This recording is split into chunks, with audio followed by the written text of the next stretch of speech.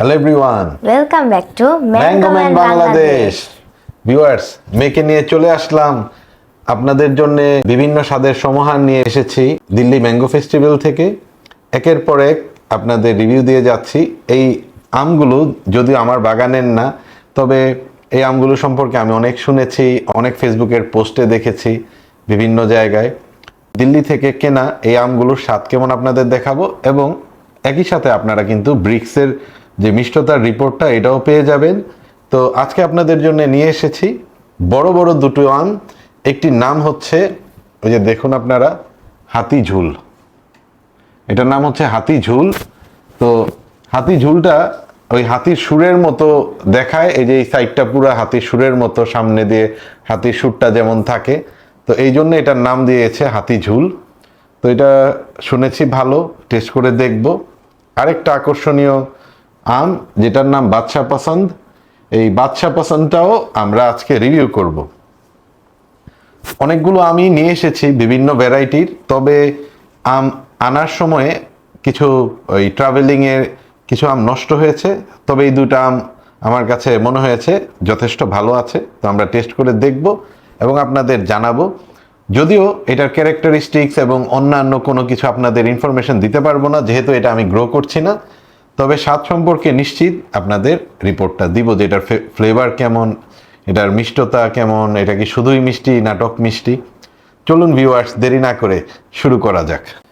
আম তো বেশ বড়, তো অল্প একটু আমরা টেস্ট করার জন্যে কাটি। ভিউয়ার্স, ভিতরের কালারটা লাইট ইয়েলো, এমনিতে কোনো অ্যারোমা নেই, ট্যাঞ্জিনেস আছে স্মেলে। বিসমিল্লাহির রহমানির রহিম। বাদশা পছন্দ ফ্রম মুজাফফরনগর, ইউপি। আমটা একটু কমপ্লেক্স ফ্লেভার, অনেকটা ক্লাসিক আমের মতোই স্বাদ, তবে টক মিষ্টির একটা সমন্বয়। এটার মধ্যে আঁশের পরিমাণ ফাইবারাস বলাই চলে। মোটামুটি সব ফ্লেভারই আছে, কিন্তু আমার মনে হইতেছে টকের ফ্লেভারটা একটু বেশি। কিন্তু যদি আমি বলি, আমার কাছে অনেক ভালো লাগছে। তো আমার মেয়ের ব্যানানা আম পছন্দ খুবই, ওর প্রিয় আম ব্যানানা বা মহাচানক। তো এই কারণে ওর টার্টনেসটা ভালো লাগে। তো আমি যদি এই আমের রেটিং দেই, এই আমের রেটিং হচ্ছে 6/10। আমি যদি দিই, না হলে হবে 8/10। ওকে, তো আসলে ওর টক ভালো লাগে, এই জন্য ওর রেটিংটা এমন। আর আমার কাছে আমটা একটু ফাইবারাস, তো আমের সাইজ বড়। তবে আমাদের দেশে যে বড় আম সংগ্রহ করে ধোকা খেয়েছি, যেমন 4 কেজি, তো ওই ধরনের কোনো টেস্ট না, যে খাওয়া যায় না এমন না, ভালো। এবার চলে আসলাম ভিউয়ার্স এই হাতি ঝুলের কাছে। নাম তো অনেক দিছে চমৎকার, দেখি এবার টেস্টটা কেমন। এটার কালারটা হচ্ছে orange, light orange colour. Light orange colour হাতি ঝুলের ভিতরের সাইডটা। প্রথমে একটু দেখিয়ে দেই, এটা কিন্তু একটু ফাইবার আছে, যথেষ্ট ফাইবার আছে।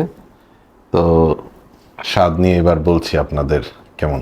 হালকা মিষ্টি, টার্টনেস তেমন নাই, পানসা একটা ভাব আছে।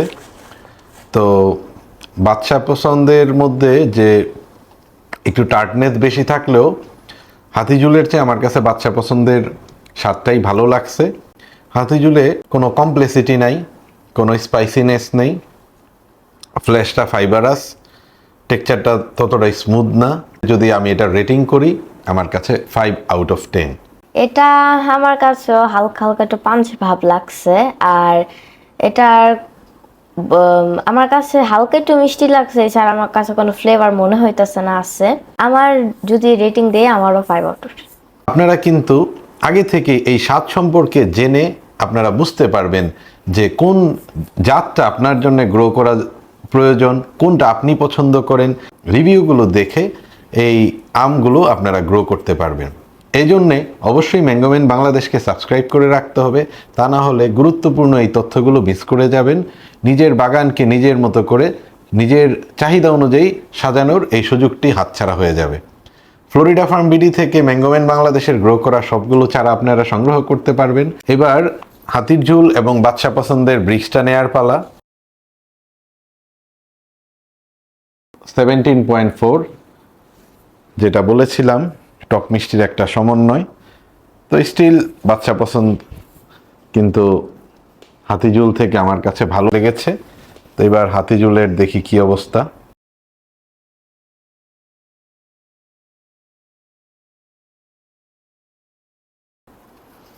যেমনটা বলেছিলাম হাতিঝুল 14.8। দেখা হবে আপনাদের সাথে নতুন আরেকটি পর্বে। ভালো থাকবেন সবাই, আল্লাহ হাফেজ, টাটা। টাটা।